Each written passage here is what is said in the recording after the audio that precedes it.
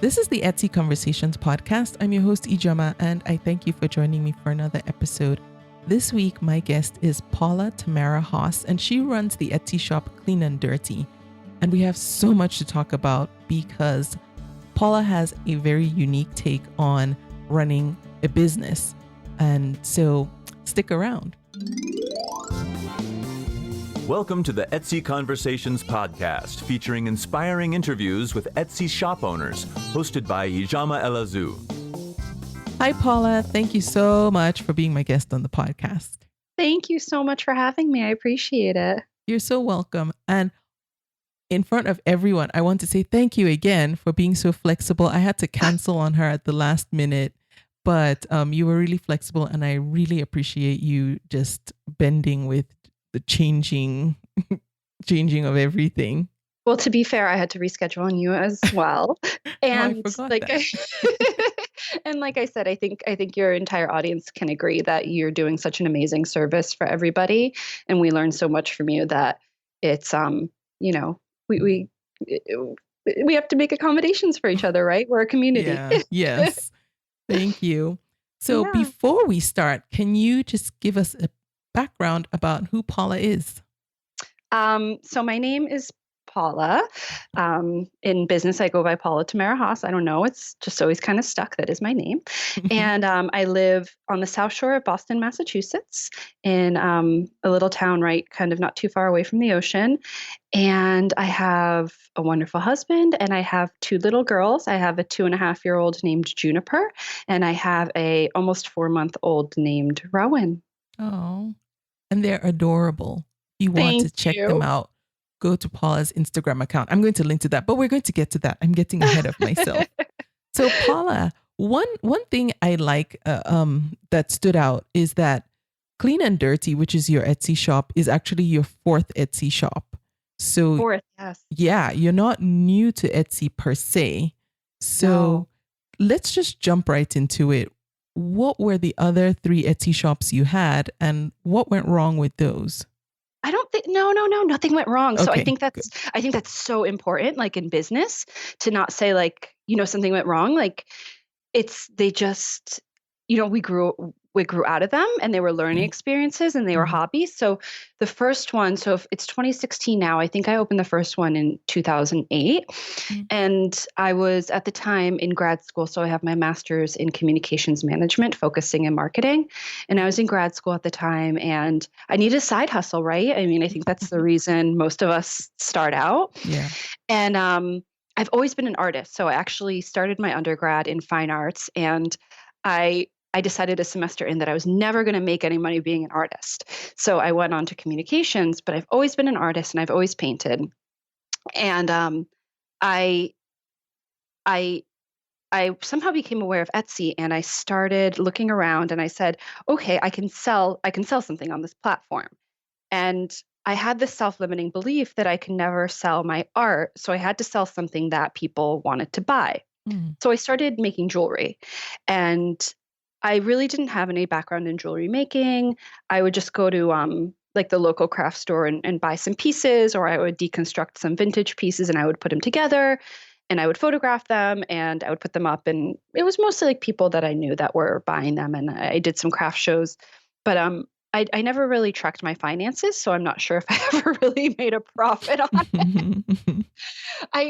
I honestly, like, I think of business kind of as like, how like those house flipping shows are really popular right now. I think of business as like flipping product, right? Yeah. So I was buying like raw product, and I was creating something out of it, and I was flipping it. But I started making jewelry, and then I think what happened was, while I had that shop open, I had mentioned to you in previous conversation that my parents are from Poland. So a friend of my parents contacted me and wanted to see if I could.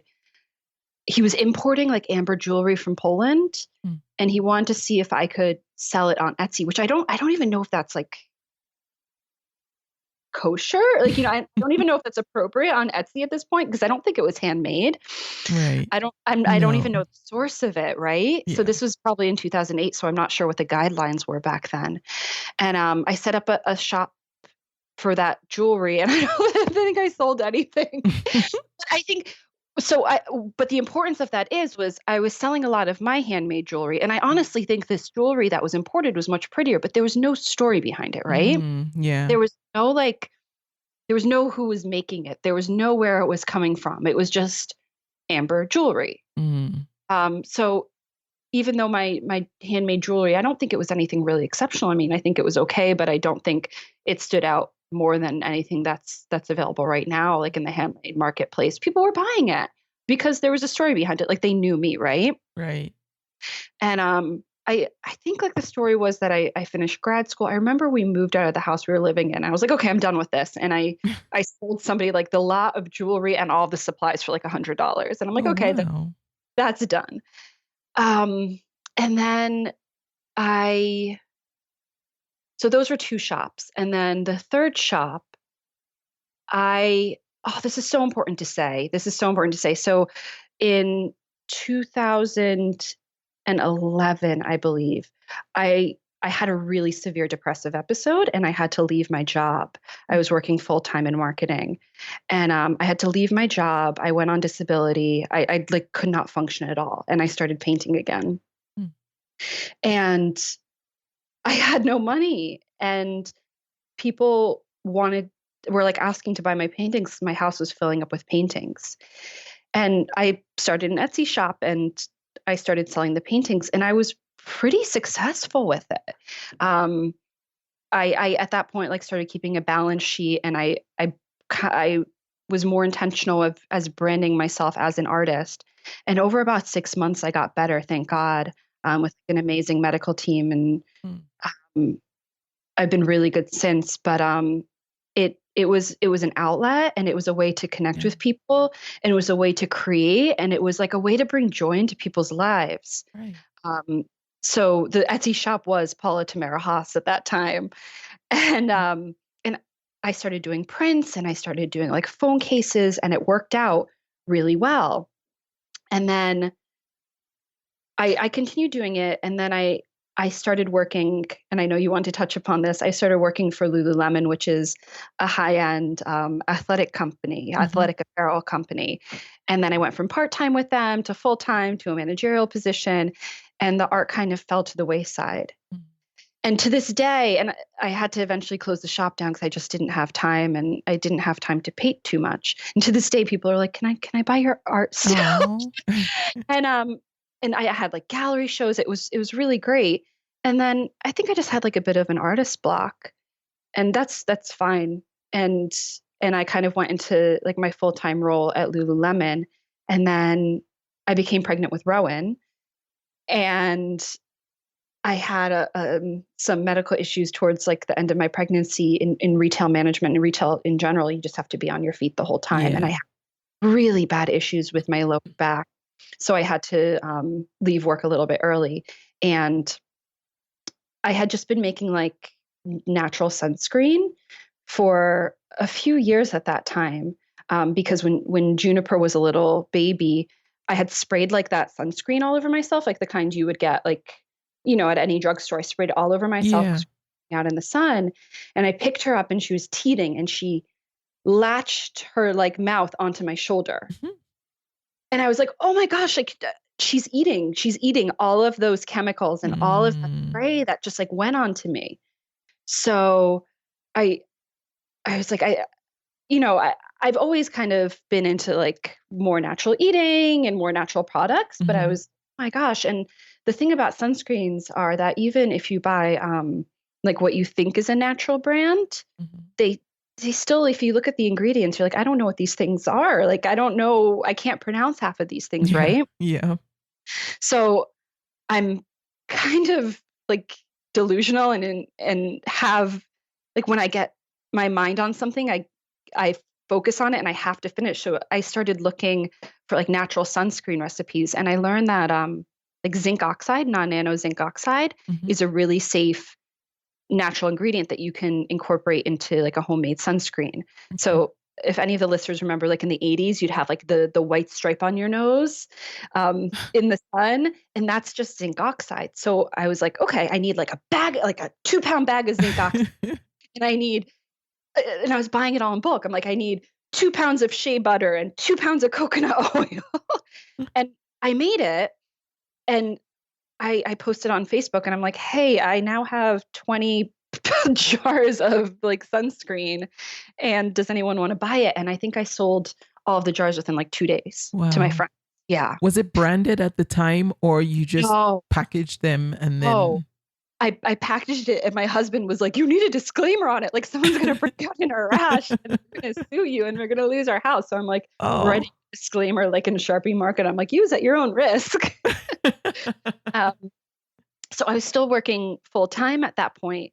And then Junie got a little bit older, and then I got pregnant with Roan when Juniper was about a year and a half. Mm. And like I said, I had to eventually pare down my hours at Lululemon, and then I had to eventually leave a few months prior to the time that she was born. Yeah. And then that's when Clean and Dirty came about.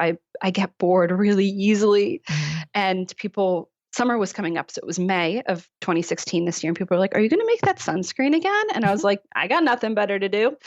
So so in one night, I sat down on my couch and I photographed a bunch of like sunscreen containers, and they don't look at all how they do now on the site. And I was like, I can just sell them through Etsy because people out of state wanted to buy them. So I'm like, I know Etsy, I know how it works. I can just make a site and put these up for sale, and my friends can buy them. And people started buying all the sunscreens, and they wanted a lower SPF and they wanted a higher SPF. And they were like, hey, will you make me a lotion? Will you make me a deodorant? Will you make me, a face oil? And I was like, okay. And within probably about 2 months, I had 25 products. Within 6 months, I have over 50 products. And it's just been awesome. It's been so much fun. And that was a really long-winded answer. Oh, no, not at all. I'm like taking it all in and making notes. So the product line that you carry now have been inspired by requests that you got.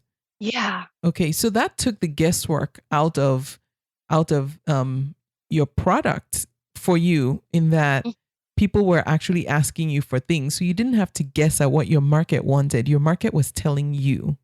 Precisely. Yeah. I think one of the things that I think is most important as any sort of business owner, and what I really want to stress is anybody who has an Etsy shop, you are a business owner. Like that's so powerful, right? Like you own your own business, and you create your own business, and you create your own brand.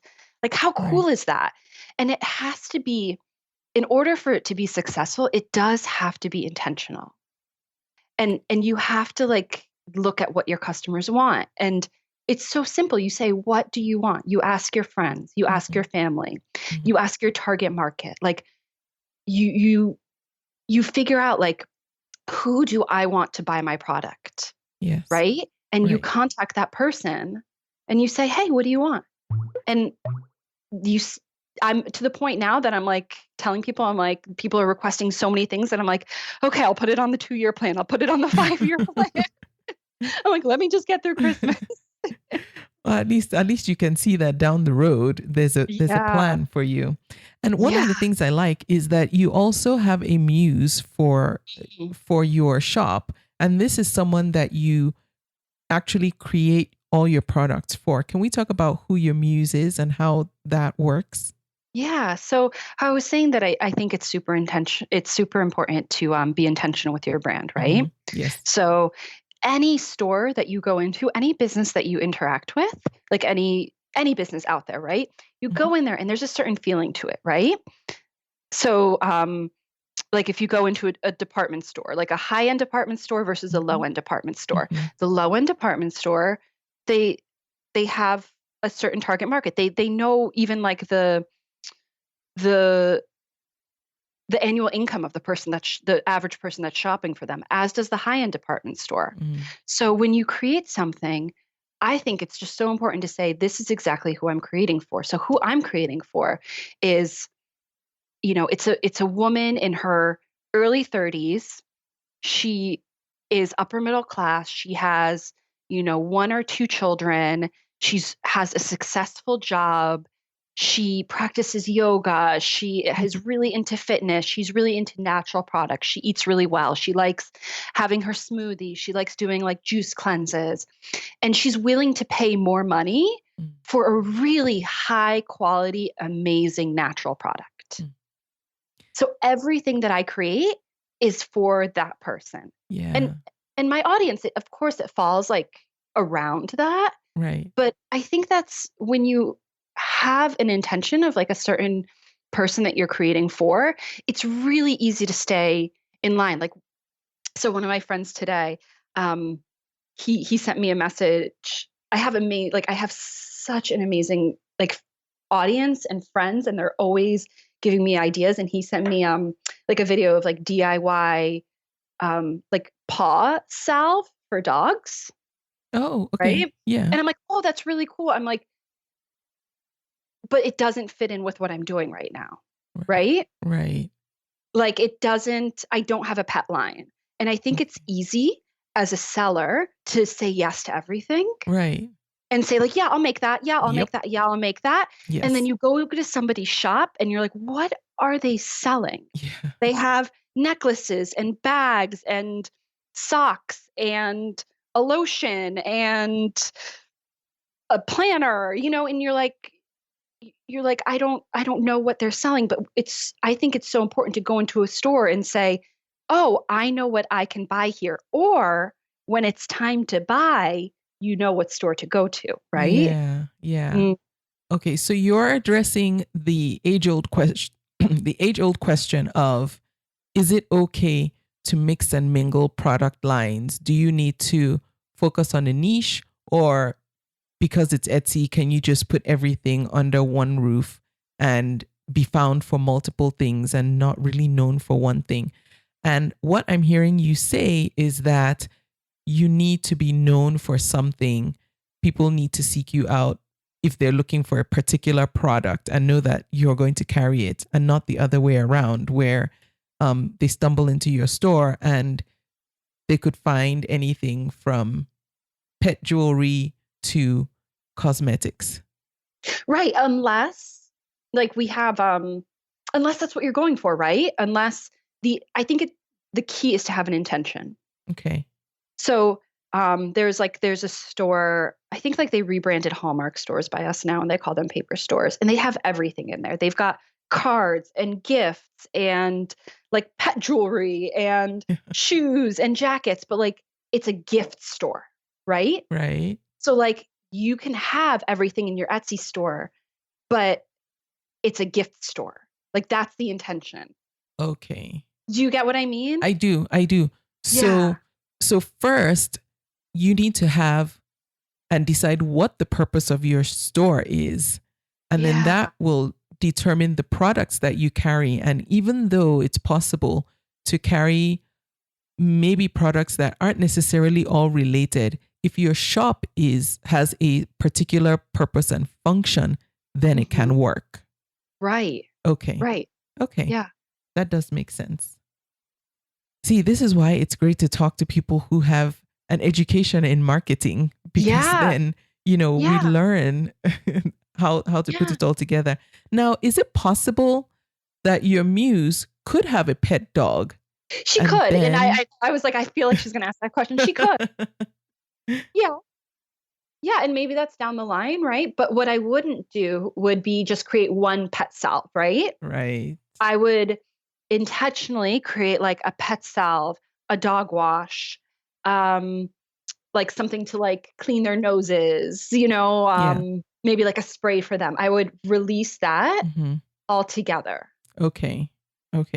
So again, create a line of products so that they complement each other. And then, and I'm thinking that by doing that also, you increase the chances that you'll make more if you have complementary items that go together. So if somebody intended to buy one product, a complementary item would be a natural upsell, which you wouldn't even have to upsell per se, because that person would know, oh, well, if I'm buying this product, this goes with it, so I should get this as well.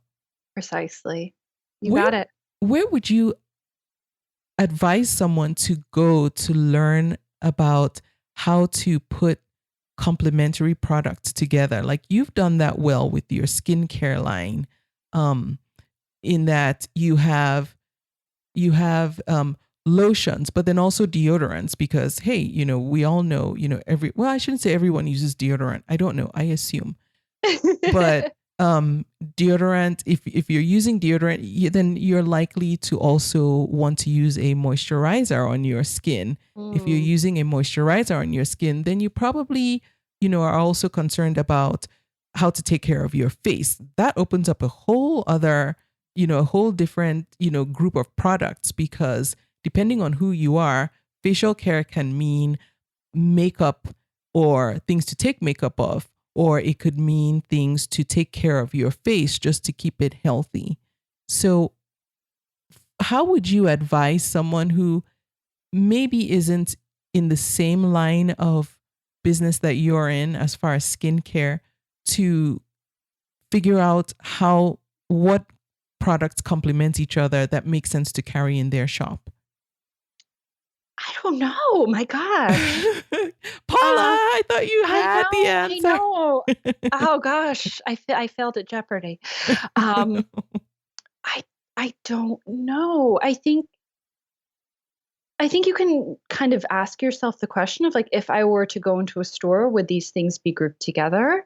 Mm, But I don't know the answer. I think it's just okay. kind of it's been a little more intuitive for me. Oh, I wish Yeah. I had a better answer. Oh no, that's okay. And hey, I didn't even know I was going to ask that question, but I see how It's a well really grouped great your question. products are.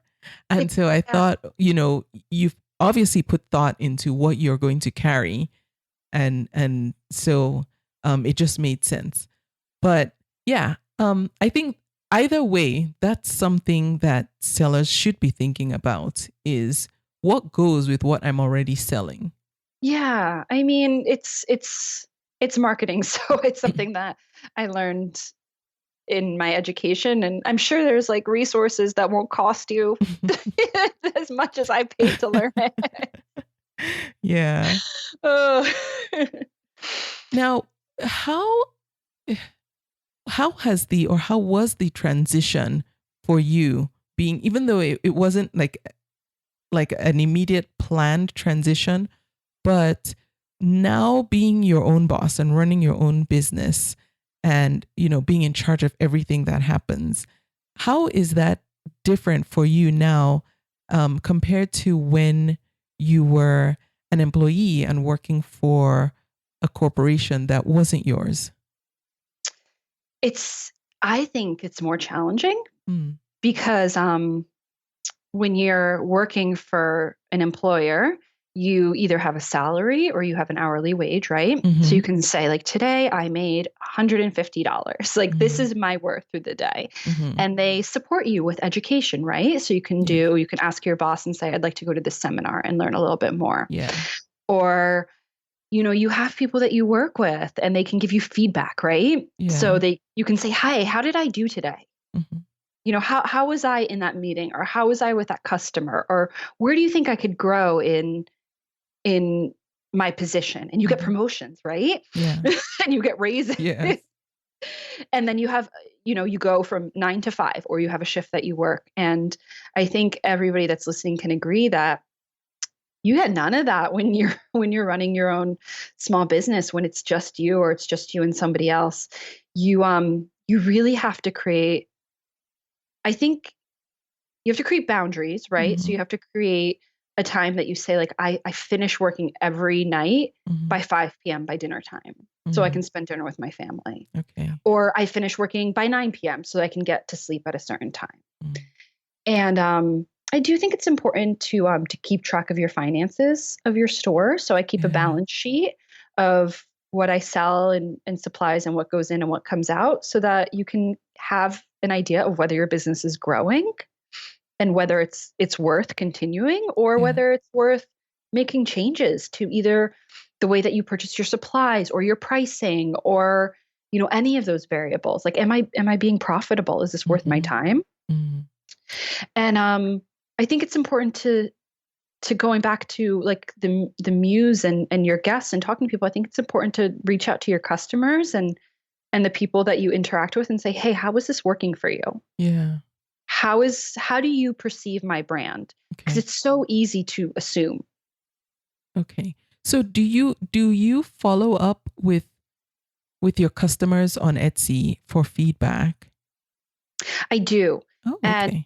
um, I think my greatest blessing is, I would say 90% of my customers are people that I know. Hmm. Isn't that surprising? Yeah. 90% of my customers are people that I have met or interacted with previously at some point in my life. Whether Really? I've sold them I've sold them my art and I've met them through, through a craft fair that I was at before and I sold them my art, or it's someone that I went to high school with, or someone that I worked at a previous job with. Hmm. Um, I I don't think that's a weakness. I think that's such a strength, in the point that so many people believe in what I'm doing. Yeah. And Uh-huh. and they tell their friends about it. And Yeah. they're so excited about it. And they're my advocates. Yes, and that was what I was going to say is it's Uh-huh. great when your advocates, one, it starts off with people you know, Mhm. because you've heard a lot of other Etsy sellers say, they start off making something and they're giving it to friends and family till eventually friends and family are like, enough already, Yeah. give it to someone else or sell it.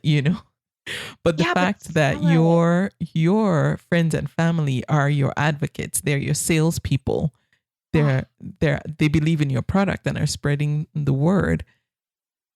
I want to ask, did you do anything to make that happen? Or do you think it's more so a factor of your product that is selling itself to people and then causing people to sell it to other people? I think it's a combination of the two. I think Mm-hmm. what's incredibly important as a small business owner is you are the face of your business. Mm-hmm. You are your brand. Mm-hmm. If I'm going on Facebook every single day and saying, I am so overwhelmed with my small business, I can't sell a thing, nobody likes it, right? Mm-hmm. Mm-hmm. Like, oh, today was so hard. I couldn't handle it. No one's gonna want to buy my stuff. Yeah. They're gonna, Yep. it's bad vibes. But if I'm like, and I had mentioned this to you before, I really truly believe in attraction, not promotion. Mm-hmm. So I seldom have sales. I seldom discount my product. I really don't give it away too much. I do give it to people who I think like may have have a really unique audience and may want to share it with their audience. Mm-hmm. But I think it's just so important to say, like, share with your friends and be like, I'm so excited about this brand that I'm creating. It Yeah. is so much fun, and it affords me a really great flexibility in my life. Yeah. And Juniper is creating things with me in my kitchen, and here's a video of her doing that. Like, isn't it fun and cute? Yeah. And thank you guys so much for supporting me. Because of like the way that you're supporting me, I can stay at home with my girls. Mm.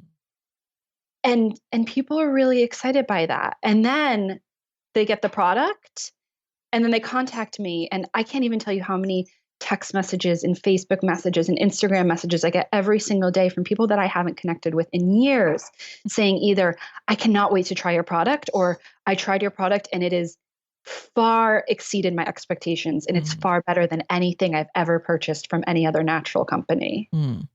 And that's awesome. I'm like, that's great. Yeah. And I don't think I even say tell your friends. I'm like, can I share that? And they're like, Yeah. yeah.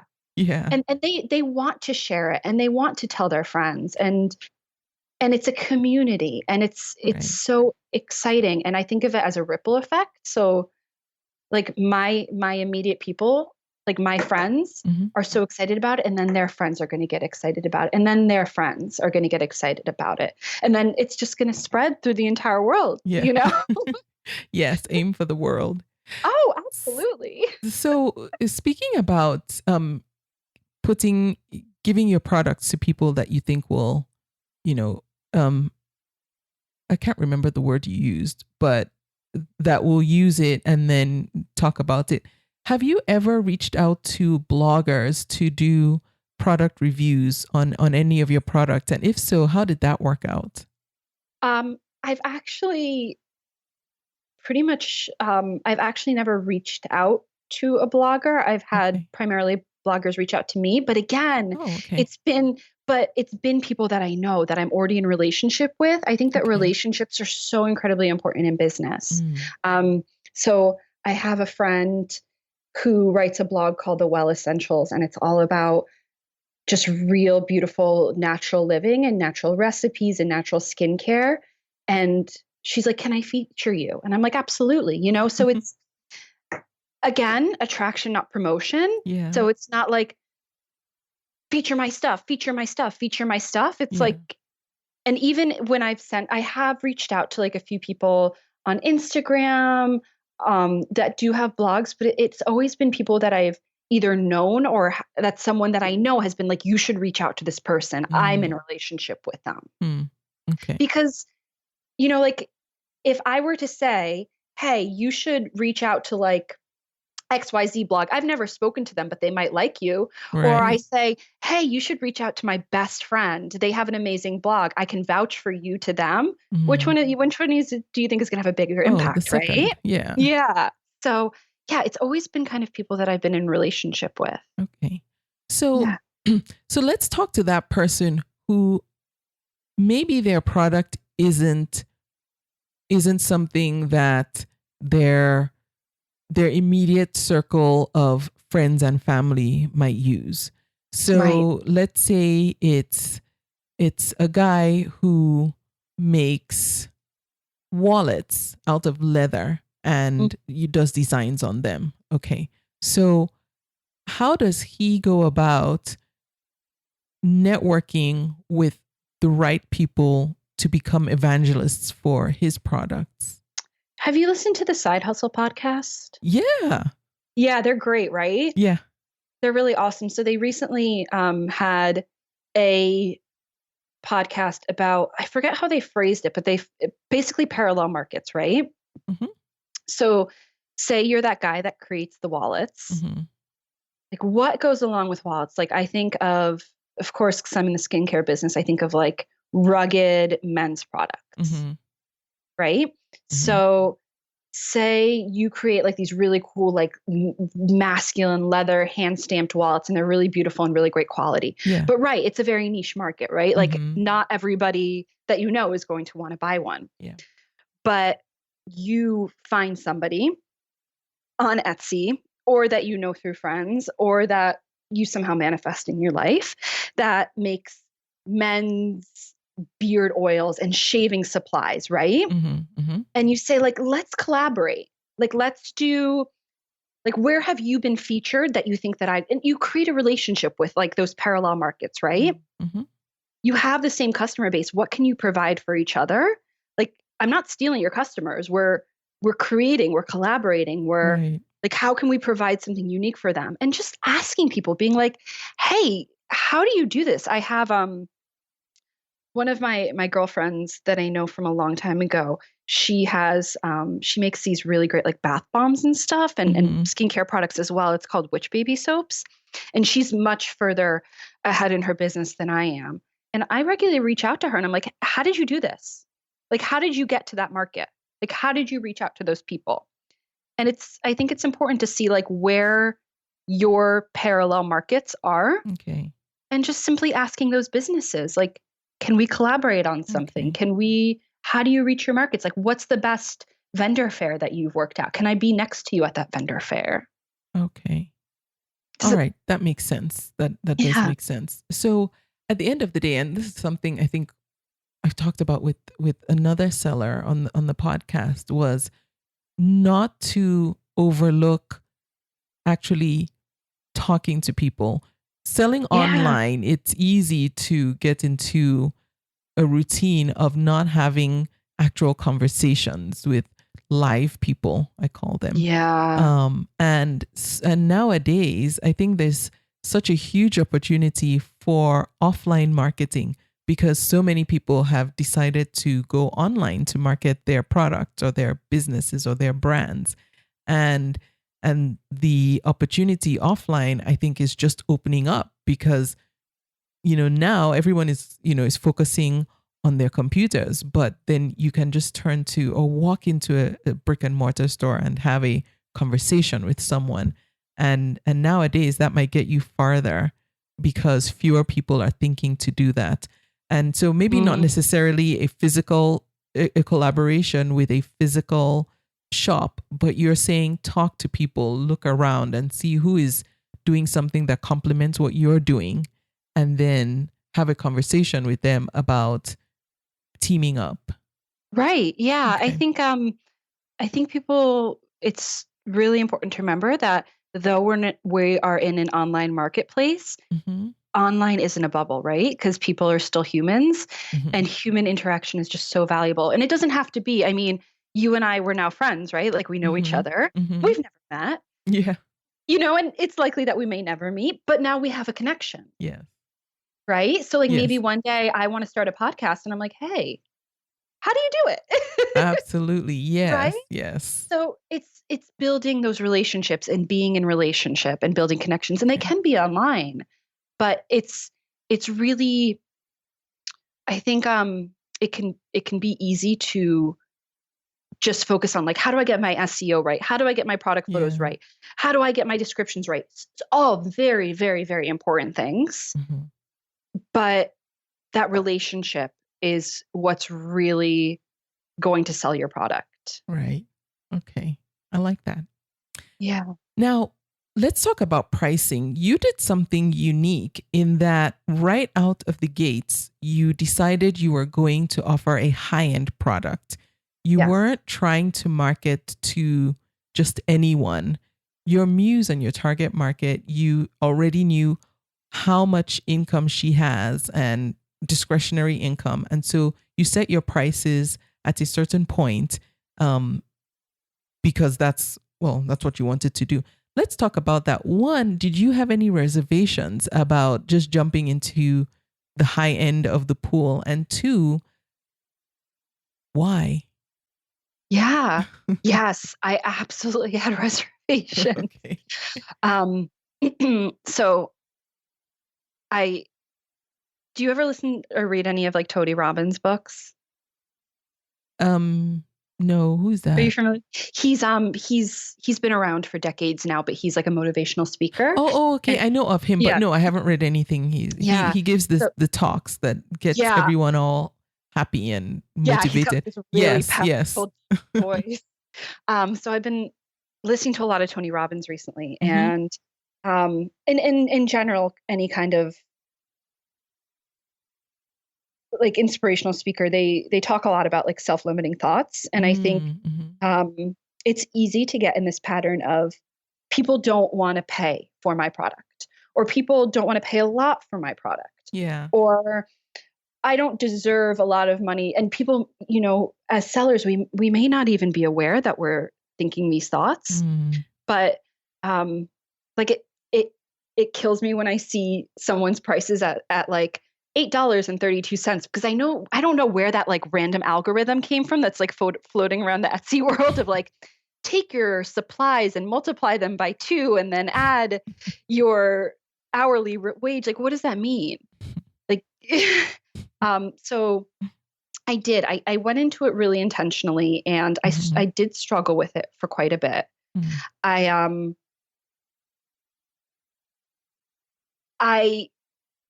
I think coming from the luxury apparel world made it a little bit easier. Yeah. And seeing that people, even if they may not have that discretionary income on a daily basis, but when they want to treat themselves, people are very willing to pay more money for an exceptional product. Now, it really does have to be an exceptional product. Yeah. So if I were to pay $20 for, and I don't even think that it's like an exorbitant amount, because there are face creams out there that are $100, $150, $200. But if I were to go in a drugstore and pay $20 for a face cream versus $4 for a face cream, I would expect that $20 face cream to work significantly better. Yes. But I will pay more for it to work significantly better, for it to smell really fantastic, for it to be in like a really beautiful container that every time I use it, I feel amazing using it. Yeah. Versus like Joe Schmo's face cream that like, I don't know, it might work. Yeah. No, I completely agree with you on that. In that we were talking earlier and I mentioned to you that I was at Macy's a couple of days ago and overheard a conversation. But the reason I was there and in the perfume department was because perfumes are my weakness. I love me too. perfumes. And it had just been a long month and I was like, I need to treat myself. I need a new fragrance. And so in the mall I went to, there was a Marshall's not too far, like across the street from the Macy's. And I had planned to go to Macy's to get the perfume. But then I saw the Marshalls. I was like, well, Marshalls is cheaper. So let me see what they have in there. And then I went there and nothing really stood out to me. And I was like, you should have just stuck with the original plan. Just go to Macy's and get the scent that you want. And of course, the prices are, much higher at Macy's than you would get at Marshalls. But I just, for whatever reason, felt like, well, I'm getting a higher quality product. I don't know. Marshall says that they do come from high-end stores, but for whatever reason. But still, I was like, well, I want to buy it from Macy's. I know I'm going to pay more, but it's going to smell better. I'm going to feel good when I spray it or roll it on. And I specifically wanted the roller ball. I don't know why. It's a crazy. I wanted a roller ball perfume.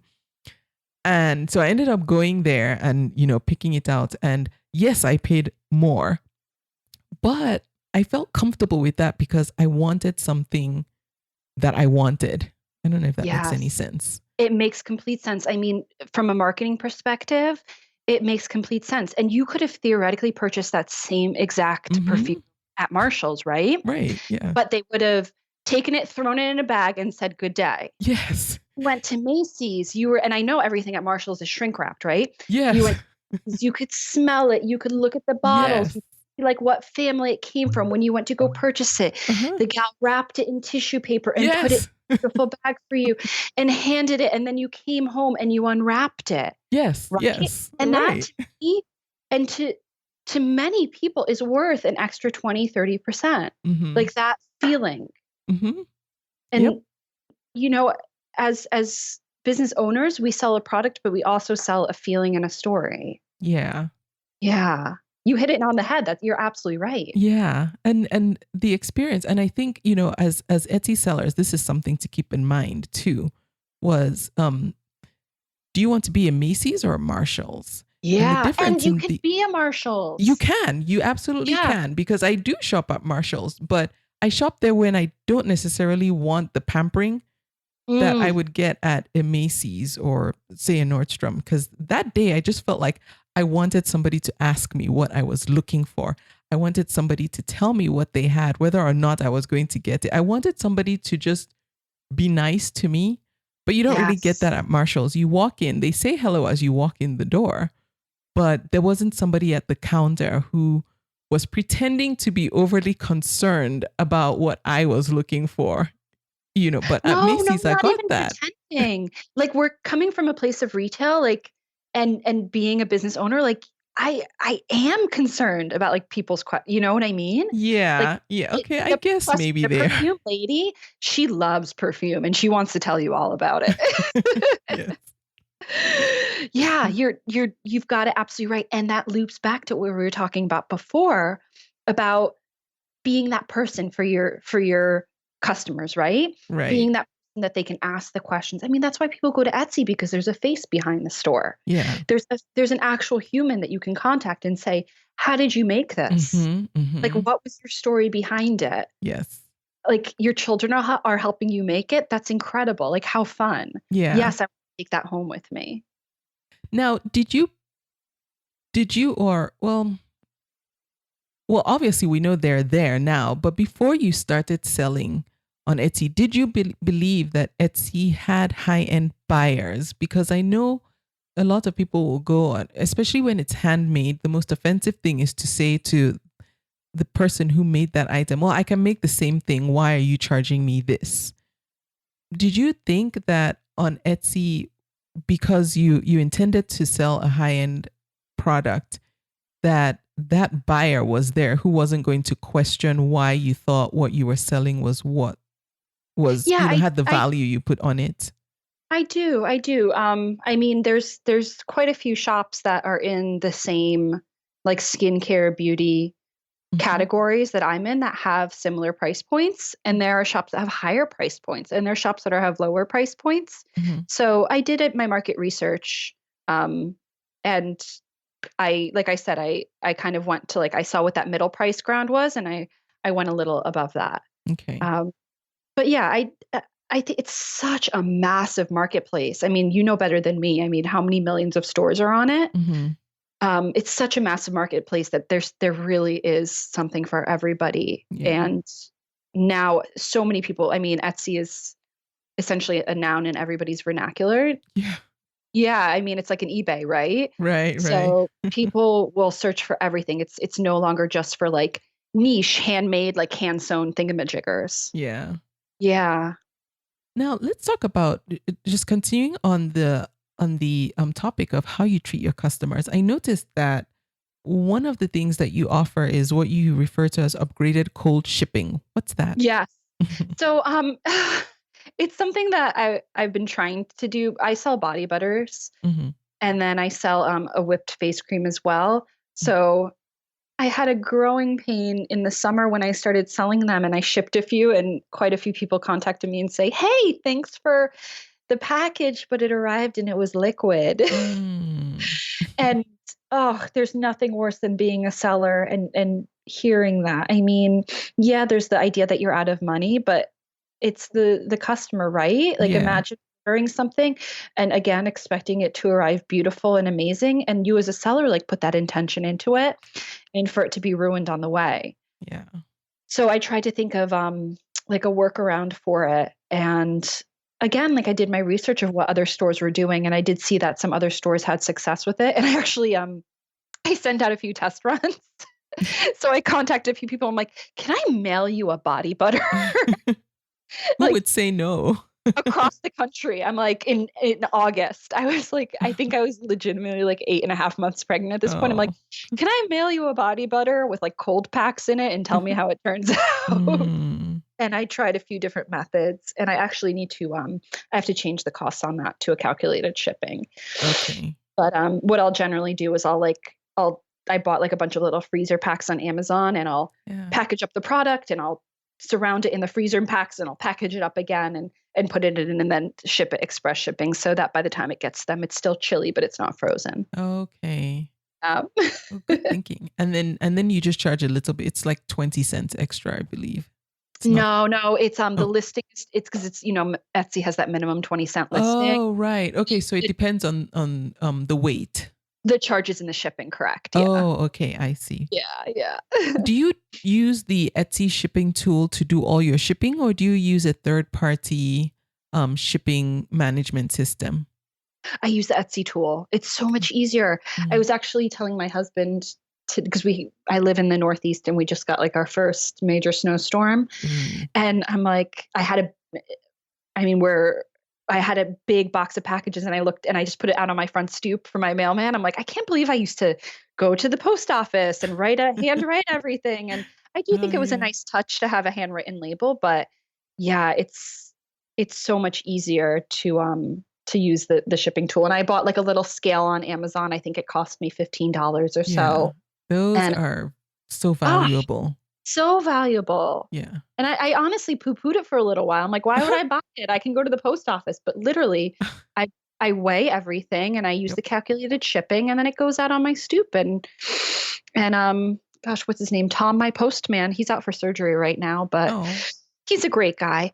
He he picks it up. Yeah, it's wonderful. Yeah. Yep. Love that calculated shipping. Yeah. Another thing that you offer, and I wanted to make sure I asked about this, is the Good Karma sampler. Yeah. How does it work when It's when you free. send a sampler? Okay, that's what I was wondering, because it says free. So what do you include, and have you been able to determine if by sending free samples the people who take advantage of that actually turn into buying customers? They do. I say about 50% of them do. Wow. Okay. Yeah, yeah, it has a great return. It happened to me the thought came to me once when I was taking a shower. And Where the best again, ideas come. I know, right? Yeah. And I'm not kidding. I'm They serious. really do. And as a mother of two, it's the only quiet time I have. Yes. And so again, attraction, not promotion, right? Hmm. So I I was like, how can I create like something really awesome for my guests, like for my customers? How can I provide like a gift for them? Mm. And I thought, like, why don't I just give them free samples? Like I do ask for people to pay for the shipping. Mm. So I do like a calculated shipping and Hmm. it really doesn't cost me anything besides like the little pots that I buy for it. And because when I'm making like a body butter or deodorant, I don't um I don't do the samples with any of the oils or the liquid products Mm. because they don't hold up really well in the little screw top containers. Oh, right. Yeah. But whenever I'm making a batch of a product, there's always like a little bit left over in the jar. Yes. Uh-huh. So I'm either going to wash it down the drain or I'm going to put it in these little pots, label them, and then when someone wants them, I ship them to them. Okay. Right. And Yeah. if they don't buy, like if they don't end up buying anything later on, first of all, sneaky thing, it increases the number of sales on my Etsy store. So, Oh, right? So yeah. so it increases like the perceived value of a customer. Mm. Um because like I have this, it increases the amount of sales that I had. When you go into a store and you see, oh, they've done 500 sales, they must be a good store. I mean, I am a good store, but it helps. Yeah. Yeah. And it's just good karma. Like it's just I want to give something to you. Like, I'm going to wash it down the drain anyway. It doesn't take Right. much time for me to package it up and send it to you. So and I like write them a little note. And I always give people samples whenever they buy stuff too, Mm. so they can like smell other stuff because I have a product, right? My product is based on smell and touch. And Yeah. those are two things that you can't unfortunately do. Like, you can't Online. experience them online. Yes.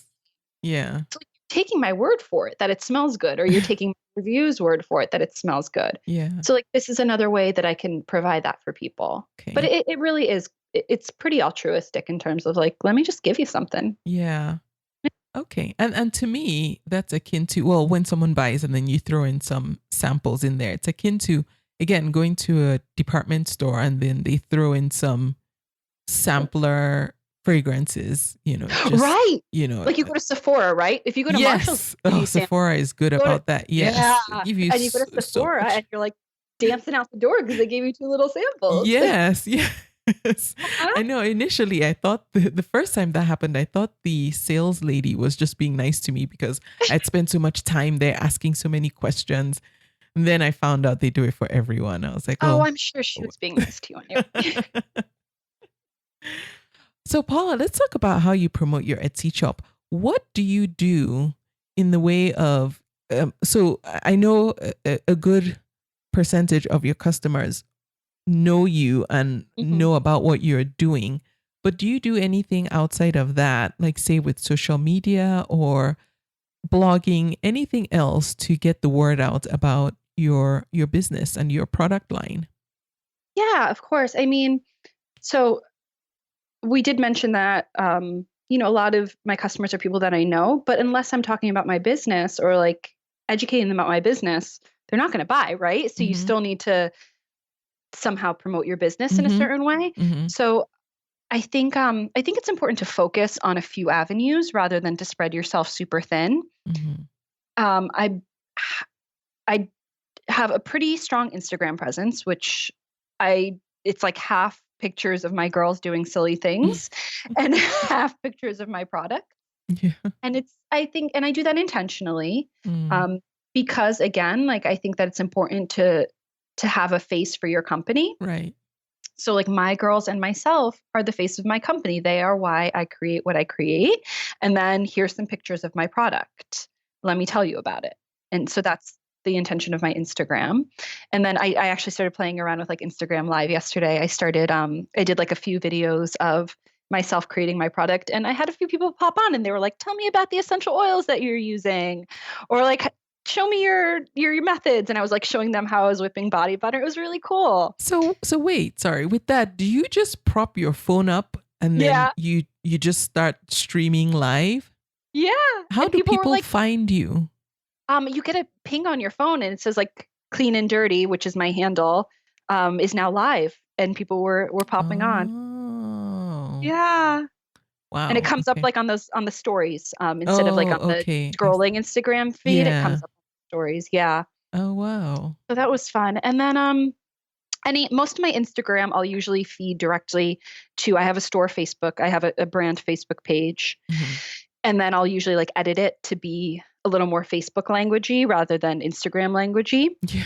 And then I'll share it on my personal Facebook always. Mm, And then I'll generally like write a little message that's more like towards my friends on it. okay. Um, I I have mixed emotions about using Pinterest for business.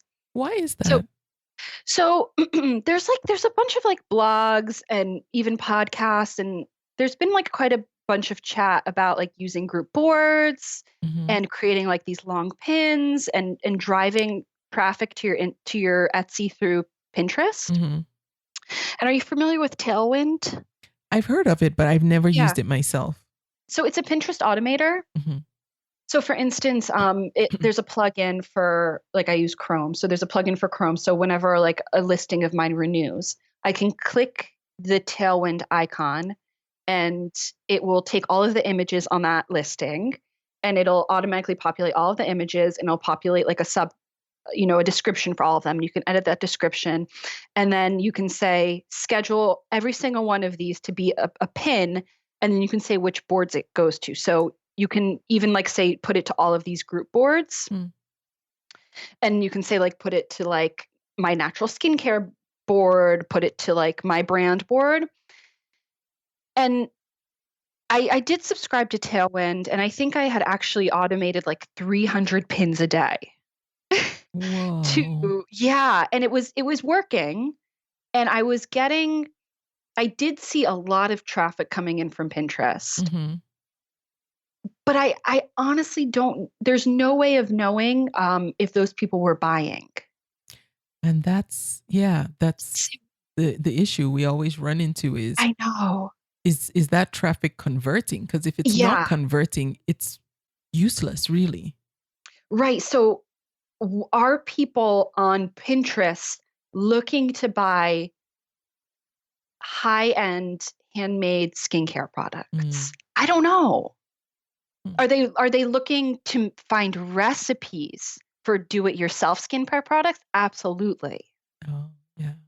But are they looking to purchase? And is the Tailwind subscription worth that return on investment for me? So I struggled with that. It Mhm. may work for some people. I decided to cancel it. But the Okay. good thing about Pinterest is your pins live forever. So I do still see like a significant amount of Pinterest traffic coming in because people are repinning the pins that I pinned through Yeah. Tailwind for those first few months that I had it. So it may be worth it to like have it for like 2 months and just get a bunch of pins out there, and maybe they'll like naturally get out there. But Mm. so I do have mixed emotions about Pinterest. I use Instagram, I use Facebook. Mm. How Um, about Twitter? Anything? no, I can't. I I feel like I just can't get down with it. Yeah. I feel like Twitter is for news, right? Yeah. Well, Like I it's mean, not necessarily, but yes, there's news on there. I think it yeah, can be for anything. But yeah, yes, I know people have a leaning one way or another.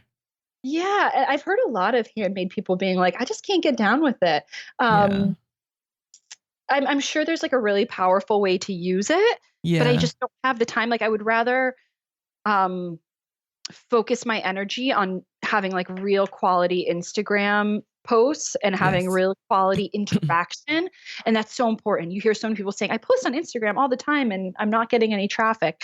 It's about interacting with like other Etsy sellers, using those hashtags to find other Etsy Yeah. sellers, finding like other brands that are doing similar things to you, and not just posting like, hey, check out my page, but actually being in conversation with them. Yes. And I think Yeah. the problem with Twitter now is that the feed is so, especially if you're following a lot of people, the the lifespan of messages that you see that come into your feed is so short and so quick. It doesn't, it's harder to stay engaged unless you happen to see something at the right time, and then Mm, you can engage with that person if they're there posting live, which is one thing I find like on a difference between Twitter and Instagram. On Instagram, yes, there are now scheduling tools where you can schedule your Instagram posts. But I feel like more often than not, especially with the more personal brands, the people are actually either posting live or yeah. they get the notifications and and are able to engage when there is some engagement on their post, as opposed to something like Twitter, which I think, and this is just my impression, I think is almost 100% all automated. It Mm, doesn't feel to me like people are actually manually tweeting themselves. I feel like everything is just all automated, so that takes some of the the desire to interact and engage out for me. That is um yeah. I almost feel like the only person who live tweets is Donald Trump, because they always say, Oh my oh, he God, I said didn't want this. to bring him up. No, no, no, we're not going to talk about him. But I just say that to say, I think he's like the only one who live tweets. I think everybody else schedules their tweets. And I say that because every time he says something, it's in the news. You But can't it's at help like but. 2:30 in the morning. Like, does the man sleep? I know, I know. I'm not even I'm on like, Twitter and I know about this. yes, exactly. But you don't really hear, much of anybody else live tweeting. And I think that's because most people automate their tweets. But we Yeah. See, and digress. I don't think that's really powerful for engagement, right? No, I don't think it is, unless you're going to be watching to see if anyone is engaging with what you're putting out there, and then, being ready to respond. Yeah. I mean, like the only word that comes to mind then is like Twitter war. Like I just don't have like a real positive. I'm like, I don't even know what a Twitter war is, but I've heard of that. Oh, yeah, yeah, no. I mean, I Yeah. don't actually, have I heard? Yeah, I've heard the phrase before, Yeah. but yeah. Anyway, no, Anyway. I think it's important to do something and do it well Mhm. rather than do 10 things and do them mediocre. Yes, yes. Yeah. Yeah, and I I respect people who can be on multiple social media platforms and do them well.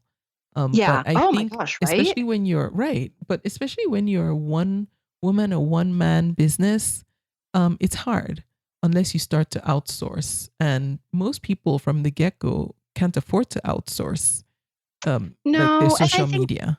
and again, I think it's so important to be you, right? Like to be that Yeah. face of your brand. So like if you're Mhm. outsourcing your brand, then it takes away the value, I think. Yeah. Yeah. To some degree. Yeah. So the other thing I was going to ask about is Etsy teams. How involved are you, and have you seen much benefit from any? I'm really not involved in Etsy teams at all. Okay. I have a lot more interaction with, there's a really great group on Facebook Mhm. called Thriving on Etsy and Beyond. Have you heard of it? No, who runs No.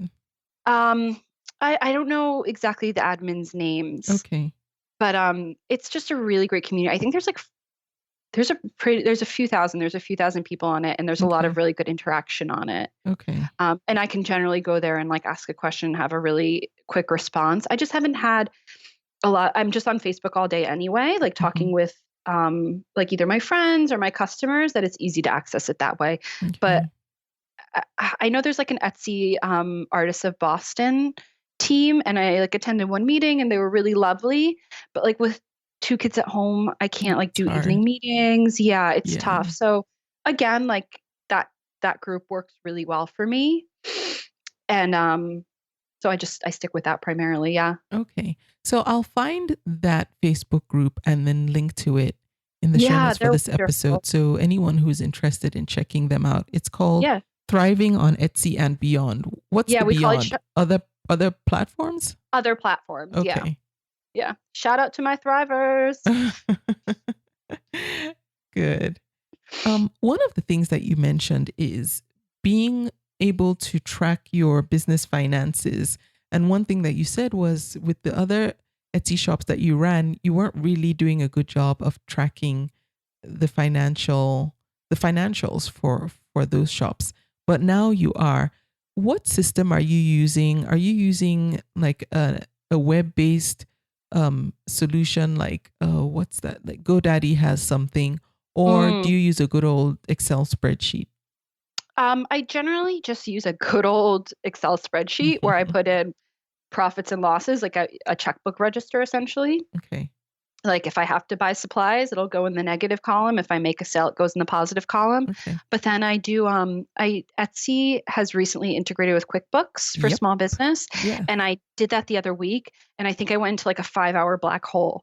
And it's wonderful. It's really, really great. Oh, okay. Yeah. It's really good. So if you are like making enough that you're going to have to do some taxes with it. Yes. It's really good to use that. It's a good program, and it's really streamlined, and you can like attach all your bank accounts to it and everything, and your credit cards and yeah. It's really good. And I just want to say, even if you feel like you're not making enough, that you think you need that, it's good to plan for the future. If your goal is to grow your Etsy shop and you want it to become something more than what it is today, and you plan to, your intention is for it to earn more income with each passing month or year, then it's worth it to actually start getting your accounting in order now while it's still simple and while it's still not complicated. Then as you grow, you already have a solution in place. And you don't have to backtrack and try to, fix things that you weren't doing correctly. Yeah. And there's so many tax write-offs, guys. Oh, yes. That's as far as I'll go in that. But contact your personal accountant, but there are a lot of tax write-offs. Yes. Accounting disclaimer. We are not financial advisors or accountants. No. Contact your own person. But yes. When, what would you say is one of the hardest lessons you learned from selling on Etsy, and how can you save someone who's listening right now from making the same maybe not making the same mistake, but maybe save them, diminish that learning curve for them? I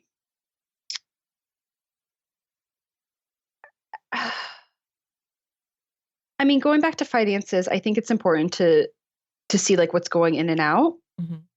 Right? Because like when I was making jewelry, I would go to the jewelry to, the store and just buy a bunch of stuff and maybe buy like $100 worth of stuff. And then I would sell $80 worth of jewelry, and I'd be like, yay, I made money. Yes.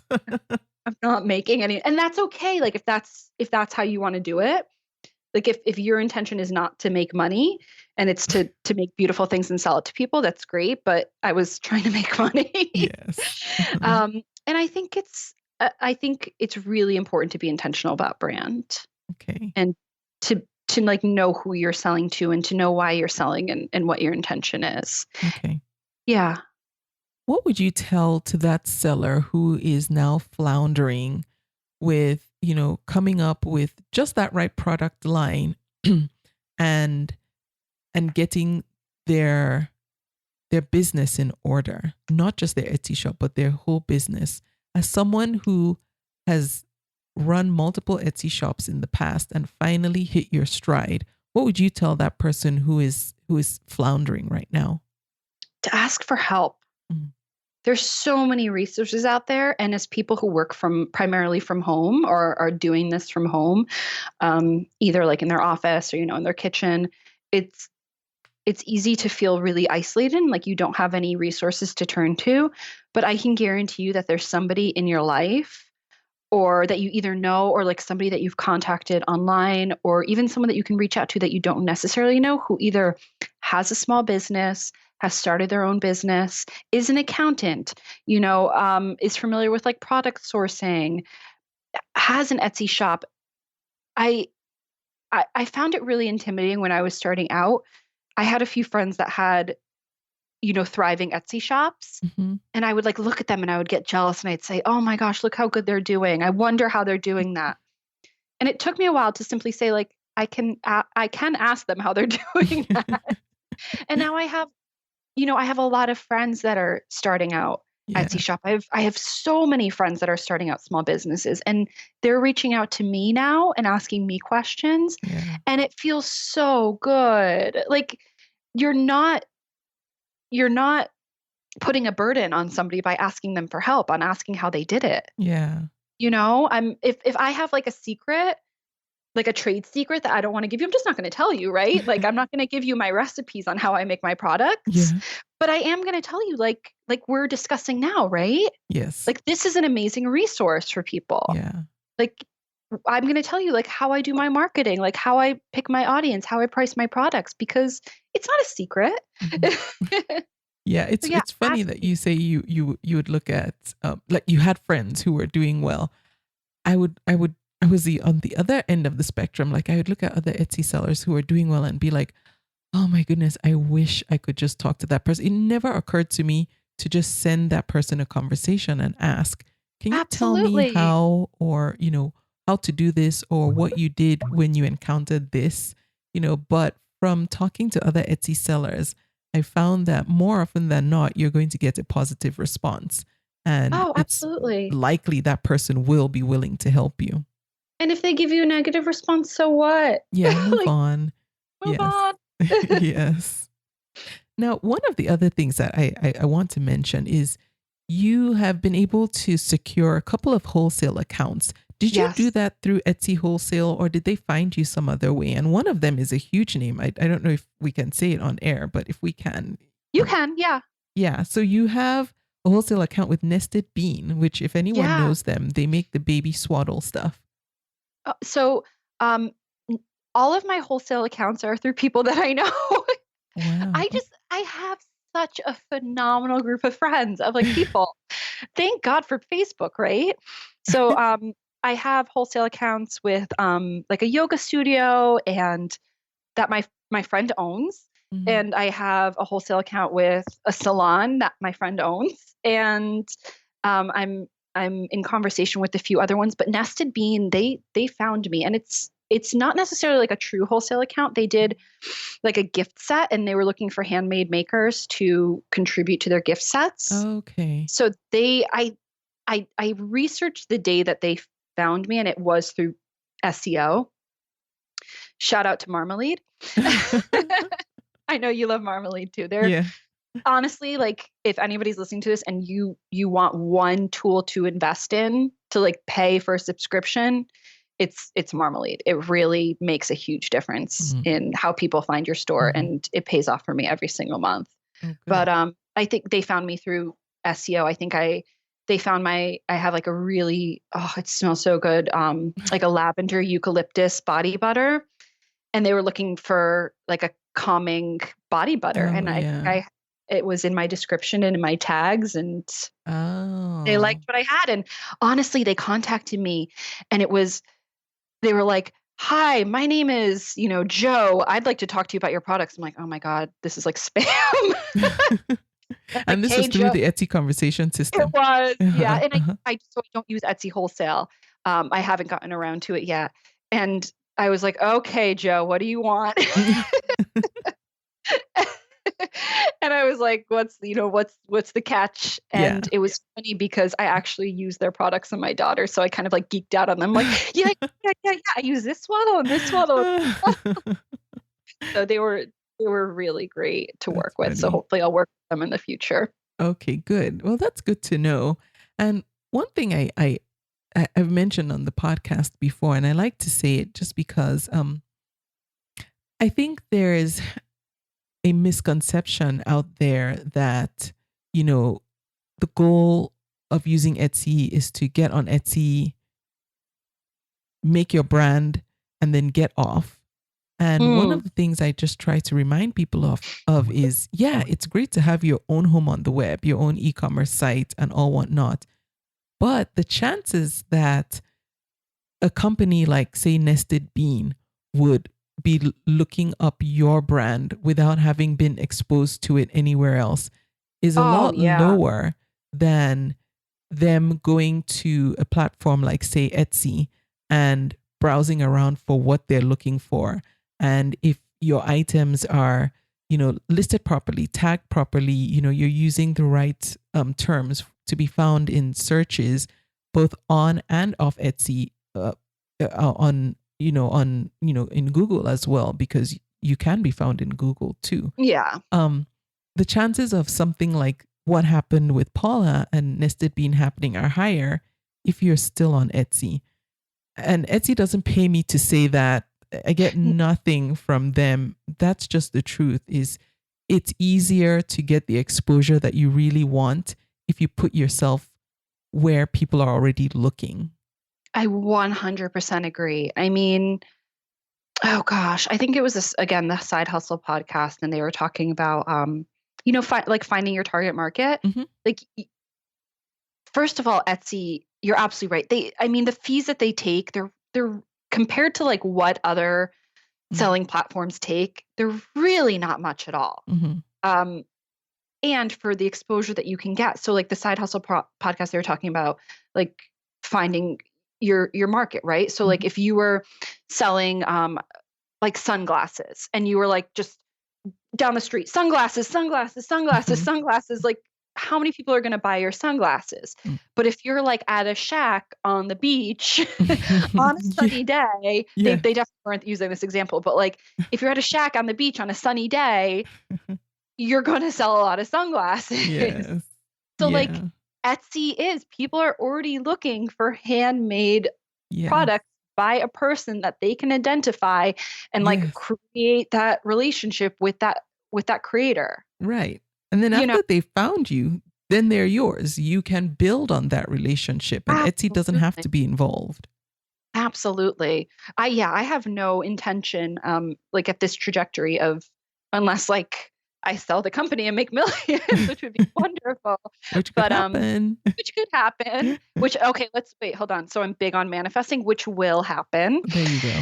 So, but I have no intention of, moving to like a standalone website. It's for the amount that I pay Etsy and for the tools it gives me, like the QuickBooks and the shipping and everything, it's worth it to me. It absolutely is. Yeah, that's good.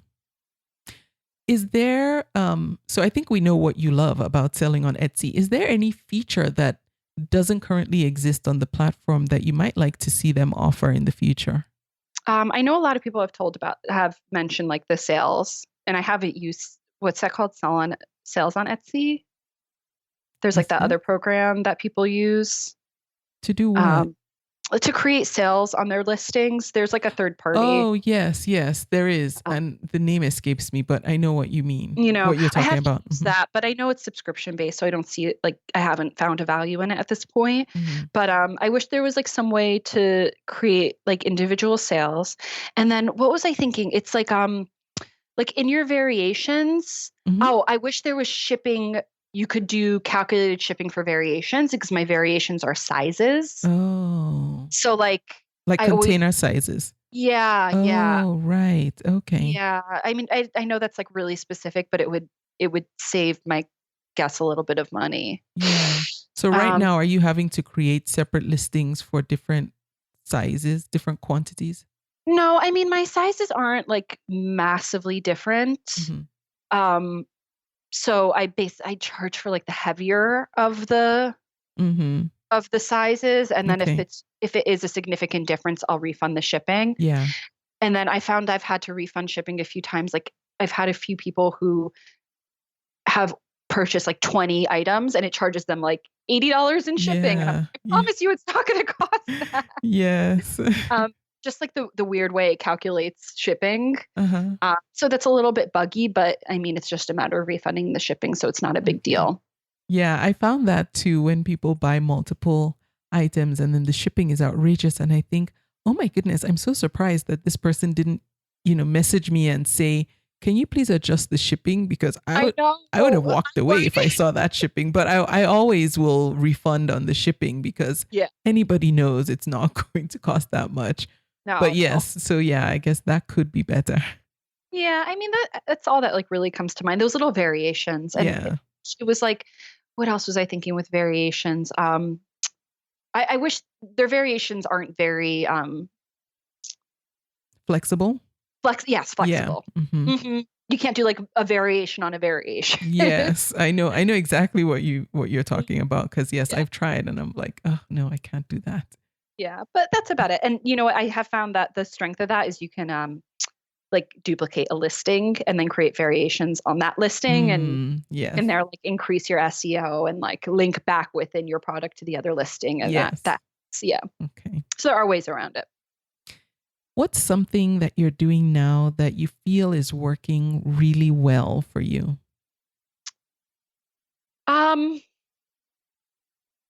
Being really positive about the brand. That you are.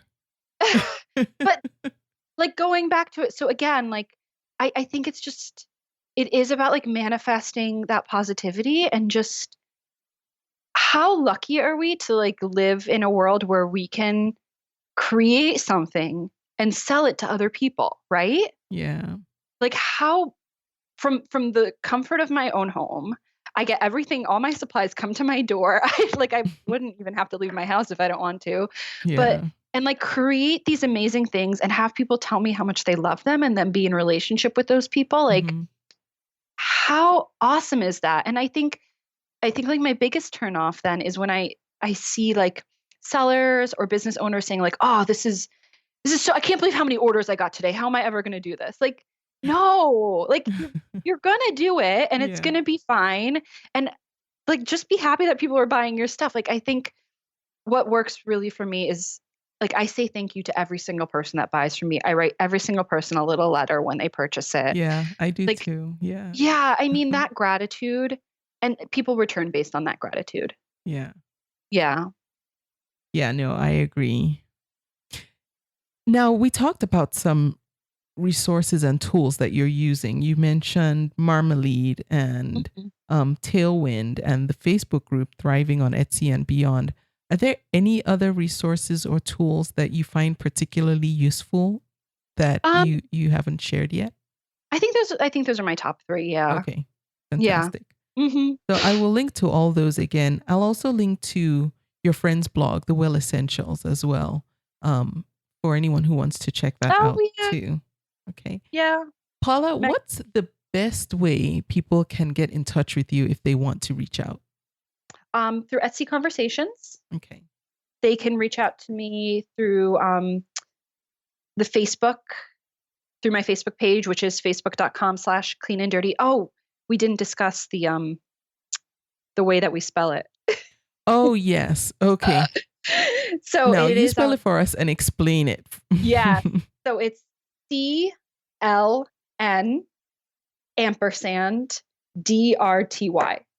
So I took out all of the vowels. Yeah. What do you have against vowels? Nothing at all. I think they're wonderful letters. So it's brand. It was just all based on brand. I want it to be modern and young and really kind of like hip and cool. And there's a meditation studio, and I totally stole it from him. There's a meditation studio in Manhattan called Mindful. And I've never been there, but I follow them on Instagram and I like peek at their website, and it's just the most beautiful studio ever. And it's MNDFL. So and I'm like, how cool. Like, I just thought it was like really like sharp and young and cool and hip. Yeah. So we did Clean and Dirty, and I just thought like it's skincare products, right? So they're supposed to make you clean, but I think there's something I wanted to be edgy at the same time. Yeah. So that's where the dirty comes in. Okay. Like, yeah. Yeah. So again, it's CLN&DRTY. Yeah. And then on Etsy, it's CLN and then it's ANDDRTY because they don't have an ampersand. Yeah. Right. And I will link to Paula's Etsy shop too. So you can go there from the website. I'll tell you, when I first saw the name of your Etsy shop, my first thought was, oh, is it like a print type shop? And are you making like artwork that's, with quotes or sayings where some are clean and some are dirty? And I was like, oh, I don't know. No, that's just my real life. So anyway, yeah, then, when I saw what you make, I was like, oh, I get it. Clean and dirty. Nice, nice. Yeah. It's I think of it like fighting dirty, right? Like, you know what I mean? Like it's a little edgy, it's a little fun, it's a little gritty. Like it works at the same time. Yeah, it does work. Yeah. Yeah. Good brand. Thank you. So I will have Paula's contact information, and everything we talked about on this podcast will be on the show notes. Again, her Etsy shop is Clean and Dirty. Please go check her out and let her know if you have any questions. I think you can tell that she's willing and open to share information and to help others. So that's exactly what I was going to say. Oh, that's good. The one thing I wanted to add was Please go ahead. I'm totally willing to help people. Yeah. Yeah. Don't be like me and be afraid to ask people questions, especially when you hear them say that they're willing to help. So thank you so much, Paula, for being so open, being willing to help, and for coming and sharing. Thank you for having me. I mean, I can't even express how grateful I am for all your help.